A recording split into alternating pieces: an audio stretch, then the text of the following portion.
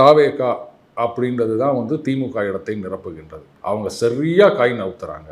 இவங்களுக்கு அது புரிய மாட்டுது. அப்போ திருப்பி இதுக்கு வந்து ஆதவ அர்ஜுனா அவர்கள் வந்து ஒரு டீட்டெயில்டா ஒரு பதில் கொடுத்திருந்தார் இல்லையா? இதுலயே எனக்கு ஒரு சந்தேகம் இருக்கு. அதாவது இங்க நான் மட்டும்தான் பவர் சென்டர், வேற எந்த அதிகார மையமும் கிடையாது அப்படின்னு மாண்புமிகு முதலமைச்சர் ஜோசப் விஜய் அவர்கள் சொல்லியிருந்தாரு. இந்த குற்றச்சாட்டை எழுப்பியது கட்சி தலைவர்கள். ஆமா, கம்யூனிஸ்டுகள், விசிகா, இவங்கெல்லாம். இத்தனைக்கும் அவங்களுடைய ஆதரவுல தான் இவங்க வந்து இப்போ ஆட்சி அமைத்திருக்கின்றார்கள். அப்போ கட்சி தலைவர் ஒரு கருத்து சொல்றார் அப்படின்னும் போது அதுக்கு வந்து கட்சி தலைவர் பதில் கொடுப்பது தான் சரியாக இருக்கும் இல்லையா? இதில் வேற சட்டமன்றத்தில் பதில் சொல்லணும் அப்படின்னு வேற கம்யூனிஸ்டுகள் கேட்டிருந்தாங்க. அப்போ முதலமைச்சர்ன்ற முறையிலேயாவது அவர் பதில் சொல்லியிருக்கணும். ஆனால் அவர் சொல்லாம இன்னொரு அமைச்சரான ஆதவ அர்ஜுனா அவர்கள் பதில் சொன்னார் அப்படின்னும் போது இது என்ன விதமான அதிகாரம்? பவர் சென்டர் அப்படின்னா அதுக்காண்டி எல்லாத்துக்குமே அவர் பதில் சொல்லணுமா சார்? அவரு கட்சி தலைவர், உங்களை ஆதரிக்கின்ற கட்சி தலைவர் அப்படின்னும் போது அந்த என்னதான் வந்து அவங்க வந்து 2 எம்எல்ஏ வச்சிருக்கவங்க, நீங்க 107 எம்எல்ஏ அப்படின்னாலும் கூட்டணி அப்படின்னு வந்தாச்சுன்னா யுனைடெட் நேஷன் மாதிரி ஆல் ஆர் ஈக்குவல் இல்லையா? அவங்களும் ஒரு கட்சி தலைவர் தானே. சரி விடுங்க, அது அவங்களுக்குள்ள கூட்டணிக்குள்ள நமக்கு என்ன வந்தது? அப்போ திமுக வந்து மீடியாவை கையில் வச்சிருந்தாங்க, அவங்க நிறைய விஷயங்கள் பண்ணாங்க. இப்போ இவங்க கையில் எல்லாம் அதனால பண்ண முடியாதா? எதை பண்ணாலும் குத்த சொல்லுவாங்களே சார். ஆண் பாவம் படம் பார்த்துருக்கீங்களா? அதில் வந்து ஒரு தேட்டர் ஆரம்பிப்பார் வி.கே. ராமசாமி. முதல் நாள் அன்னைக்கு படம் போடுவாங்க, பொட்டி வந்தாச்சு அப்படின்ன உடனே கவுண்டரில் ஆளே இருக்காது, ஆனால் உள்ளுக்குள்ள கூட்டம் வழியும். என்னடா அது அப்படின்னு பார்த்தா அங்கே பெரிய பாண்டி வந்து பாண்டியன் அவர் அங்கே கவுண்டரில் டிக்கெட் கொடுத்துருப்பாருங்க. இங்கே என்ன பண்ணுவார், சின்ன பாண்டியன் வந்து அந்த ஓலையை அப்படி சின்ன ஒரு ஓட்டை போட்டுட்டு தவக்கலை இருப்பாரு. இவர் வந்து ஏதோ கொடுக்குற காசை வாங்கிட்டு இப்படியே உள்ள ஆளை விட்டுட்டு இருப்பாரு. அந்த மாதிரி திமுக வந்து மெயின் ஸ்ட்ரீம் மீடியா இதை நாங்க கையில வச்சுருக்கிறோம், ட்விட்டரு, ஃபேஸ்புக் இதுலலாம் நாங்க கையில வச்சுருக்கிறோம் அப்படின்னு இருக்கும்போது இங்க கீழே இந்த ஓலையில ஓட்டை போட்டா மாதிரி இன்ஸ்டாகிராம பிடிச்சிக்கின்னு அவங்க உள்ள நோக்கி விட்டாங்க. ஆமா. சரி, இவ்வளோ நாளா மீடியாவை வந்து ஃபுல் கண்ட்ரோல்ல வச்சிருந்தாங்க திமுக. அவங்களுக்கு எதிரான விஷயங்கள் எதை பற்றியும் யாரும் பேச மாட்டாங்க, எந்த விவாதமும் நடக்காது. அப்படியே தப்பி தவறி வேற வழி இல்லாமல் ஏதாவது ஒரு விவாதம் நடந்து அதில் திமுகவுக்கு எதிரான கருத்துக்கள் வந்ததுன்னு சொன்னால் உடனே நெறியாளரே குறுக்க போது அதெல்லாம் சரியில்லை அப்படின்னு குறுக்கு கேள்வி கேட்பாரு, இல்லை அவங்க பேசுறதை நிறுத்திடுவாங்க. இந்த மாதிரிலாம் நடந்திருந்தது நம்ம பார்த்தோம். சாமரம் வீசி கொண்டிருக்கின்றன ஊடகங்கள் அப்படின்னு கூட ஒரு மூத்த பத்திரிகையாளர் சொன்னார். இன்னும் எத்தனை நாளைக்குன்னு நினைக்கிறீங்க? சாமரம் வீசுவதெல்லாம் அரியணைகளை உட்காந்துருக்கவருக்கு தான். அரியணை உங்கள் கையில் இல்லை அப்படின்னும் போது யார் உட்காந்துருக்காங்களோ அவங்களுக்கு வீச போகிறாங்க சாமரம். பார்க்க தானே போகிறீங்க, எத்தனை அண்டா குண்டா அடுக்கு செட்டிலாம் இப்போ அந்த பக்கம் போகுது அப்படின்னு. Just wait and see, only a matter of time. இப்படியே அந்த பக்கம் சாமரத்தை வீசுகிறாங்களா இல்லையான்னு நீங்கள் பாருங்கள். காங்கிரஸ் வந்து அது ஒரு பெக்குலியரான ஒரு கட்சி. அவங்களுக்கு வந்து அந்த குடும்பத்தோடைய கண்ட்ரோல் இருக்கிற வரைக்கும் காங்கிரஸ் உருப்படாது. சரி, அப்போ அந்த குடும்பத்தை நீக்கிட்டா குடும்பத்தை நீக்கிட்டா அப்புறம் செல்வாக்கான அதான் நீங்கள் சொன்னீங்களா யார் தலைவர்னு.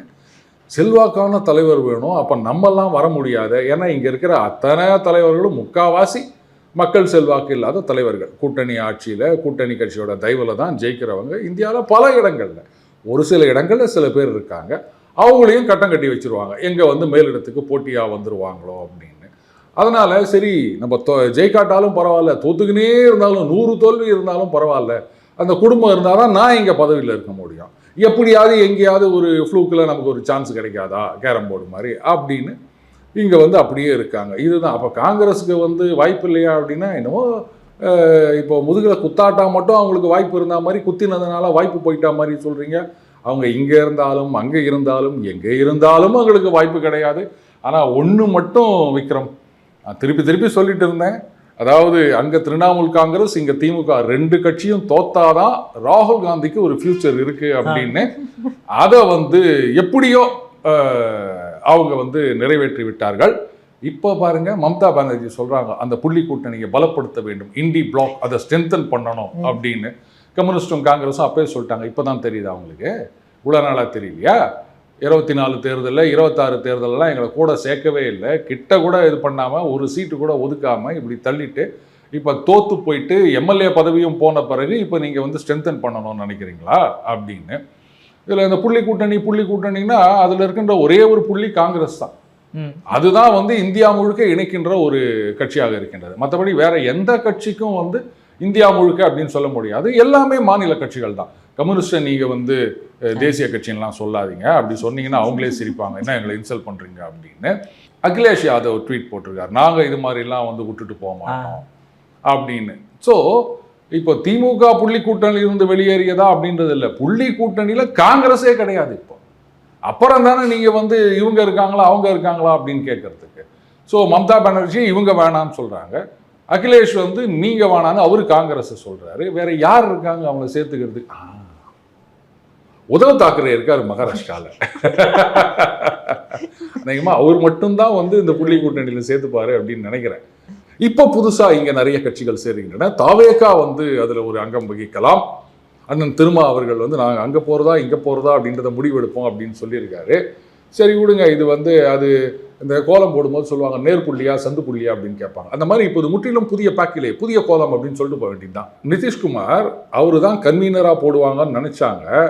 அலையன்ஸ் பேசுவாங்கன்னு சொல்லிட்டு இங்கே லாலு பிரசாத் உக்காந்தீங்கன்னு ராகுல் கல்யாணம் பண்ணிக்கங்க, அம்மா சொல்கிறத கேளுங்க, உங்கள் கல்யாண உருவத்துக்கு நான் வரேன் அப்படின்னோடனே அவர் பேச்சாராயிட்டார். இந்த அலையன்ஸ் பேசுறதுக்கு தான் என்ன கூப்பிட்டீங்களா? இதுக்கு தமிழகத்திலே சேனலில் ஒருத்தர் பண்ணிட்டு இருக்காரு, நான் எதுக்கு அப்படின்ட்டு அவர் அப்படியே அந்த பக்கம் ஓடி போயிட்டார். இப்போது சரத்பவார் அப்படின்னா அங்கே அவர் கட்சியே உடஞ்சி போச்சு. அவங்களே வந்து எப்போ பாஜகவோட சேரலாம் அப்படின்னு பார்த்துட்டு இருக்காங்க. ஸோ வேற யார் இங்கே இருக்காங்க ஒன்று சேர்றதுக்கு? எல்லா இடத்துலையும் நீங்கள் கவனிக்கணும், காங்கிரஸ் அப்படின்றது வந்து அந்த ஒரு நியூசன்ஸ் வேல்யூன்னு சொல்லுவாங்க இல்லையா, அந்த மாதிரி காங்கிரஸுக்கு ஒரு 2% இவ்வளோதான் ஓட்டு. ஆனால் இதுக்காக அவங்களுக்கு இவ்வளோ சீட்டை கொடுத்து இது பண்ணிட்டு இருக்கணுமா? அவங்க என்னைக்கு ஒன்றா யார்கிட்ட ஒன்றா கூட்டணி மாதிரி போவாங்க, முதுகலை குத்துவாங்க. அதனால இப்போலேருந்தே தைரியமாக காங்கிரஸ் கிடையாது அப்படின்னு சொல்லிட்டு நம்ம கட்சியை மட்டும் நம்ம வளர்ப்போம் அப்படின்னு எல்லாம் ஆரம்பிச்சிட்டாங்க. ஸோ இனிமே வந்து அந்த மாதிரி ஒன்று சேருவது அப்படின்றதெல்லாம் சான்ஸே கிடையாது. எல்லாமே டெப்ளீட்டட் ஃபோர்ஸ் ஆகிட்டாங்க. இங்கே திமுக ஒன்றும் இல்லாமல் போயிடுச்சு. அதே மாதிரி அங்கே திரிணாமுல் காங்கிரஸ். இப்போ இன்னும் வந்து அந்த 27 அந்த எலெக்ஷனில் அகிலேஷ் யாதவ் என்ன ஆவறார் அப்படின்னு பார்க்கணும். அதுவும் ஒன்றும் இல்லாமல் போயிடுச்சுன்னு சொன்னால் முடிஞ்சு போச்சு. 29 வந்து வாக்கு ஓவர் கொடுத்துட்டு போக வேண்டியது தான்.